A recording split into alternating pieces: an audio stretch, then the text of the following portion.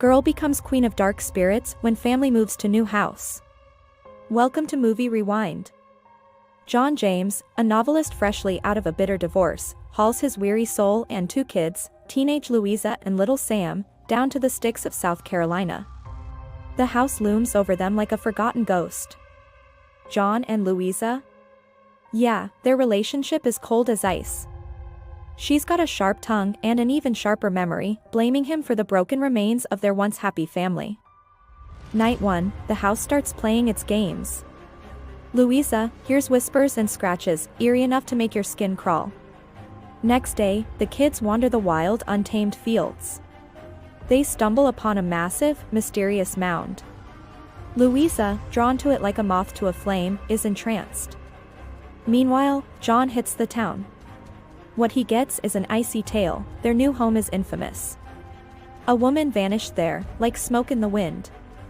Returning home, John's met with a grim scene: Louisa's pet cat, mutilated and lifeless.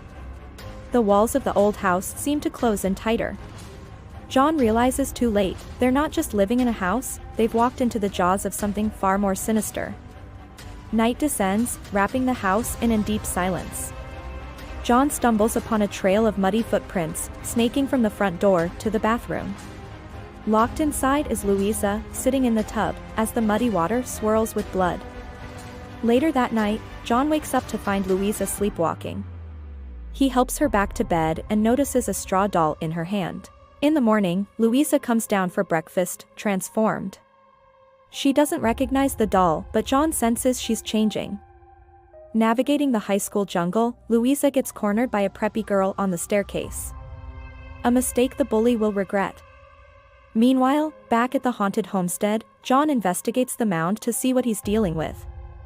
The phone rings. Louisa needs to be picked up from school. As John takes her out, Sam's teacher, Cassandra, gives him her phone number, earning her a spot on Louisa's hit list. Strange occurrences continue as night falls. At dinner, discomfort builds as Louisa tears into her food with feral hunger, her eyes darting with a wild intensity. John watches as the line between his daughter and something dark begins to blur. Desperate for a break from the swirling madness, he reaches out to Cassandra. They meet up for drinks, a little social distraction to clear his mind. While John's driving back, his headlights catch a shadowy figure darting through the woods. He pulls over and steps into the darkness. Fear gnaws at him, and he bolts back to his car. He floors it back to the house. Bursting into the house, he confronts Louisa. Stay away from that mound. The sun's barely up when John's agent pulls into the driveway.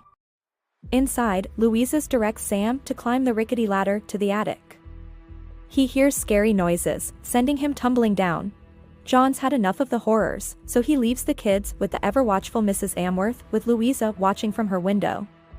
Undeterred, John digs into the house's history, uncovering the tale of Sarah Wayne, the previous owner. She vanished without a trace, leaving behind a locked-up teenage daughter, Emily, who was shipped off to live with her grandfather, Roger Wayne. Roger recounts how he burned his house down with Emily inside, insisting she wasn't his granddaughter anymore. He urges John to do the same. Because once she builds a nest, she'll be unstoppable. The night turns sinister when Mrs. Amworth finds unusual happenings around the house when she's locked out, animal growls creeping closer.